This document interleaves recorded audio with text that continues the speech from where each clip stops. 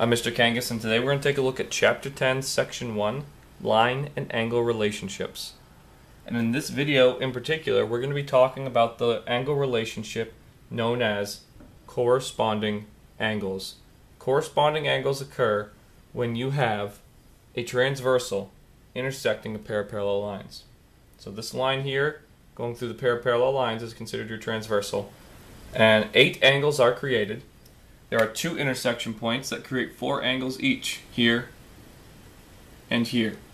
And to understand corresponding angles, to find corresponding angles, it's very important that you see those 2 intersection points and you understand that each one creates 4 angles. If you take a look at intersection point 1, you have angles 1, 2, 3, and 4.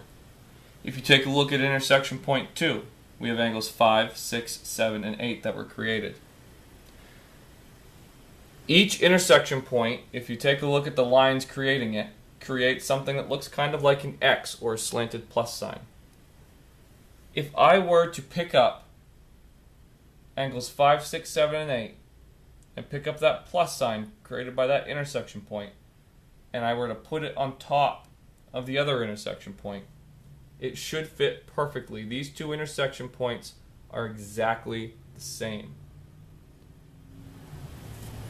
Okay? Corresponding implies that you're talking about the same part on 2 different things. Okay? The same part on 2 different things. So for example, me and you are human beings. We both have a left arm. So our left arms are corresponding. We both have a head. So our heads are corresponding. We both have a heart, so our hearts are corresponding. There are 2 hearts and 2 similar things, I should say. Not necessarily different things, but similar things. So a human and a human have corresponding parts. This intersection point and that intersection point have corresponding parts because they both are intersection points that form an X or plus sign like structure. And so the corresponding parts in this case would be our angles. So angle 1 in my intersection point, okay, if we take, here's my intersection point, and here's angle 1. Angle 1 is in the top left corner. So if you take a look at intersection point 2 down here, which one of these angles is in the top left corner? That would be 5.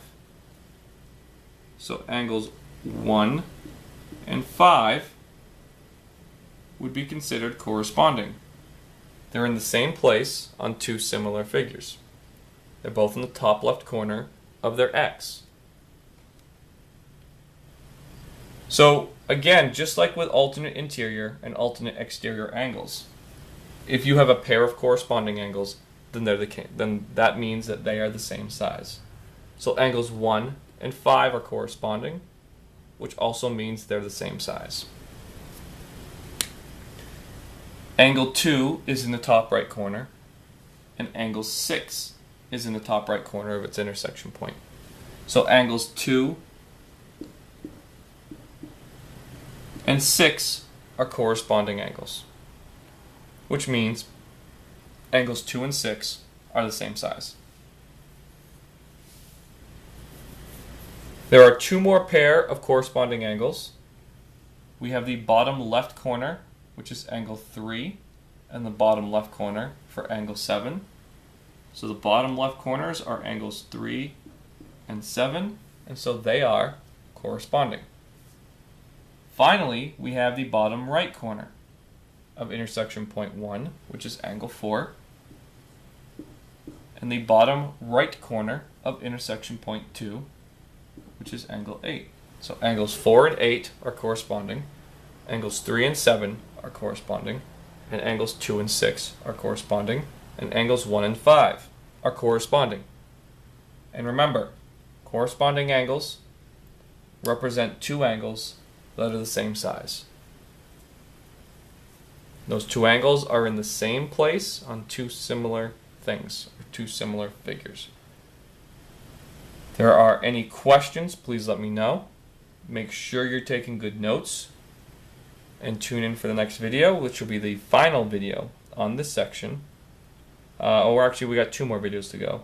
The next video will be on vertical angles, and then we'll have a final video which talks about the different things that, what we might use this for in math class, what we're going to be doing with it in math class. I'll go over some examples of how you might do the work that's going to be presented to you.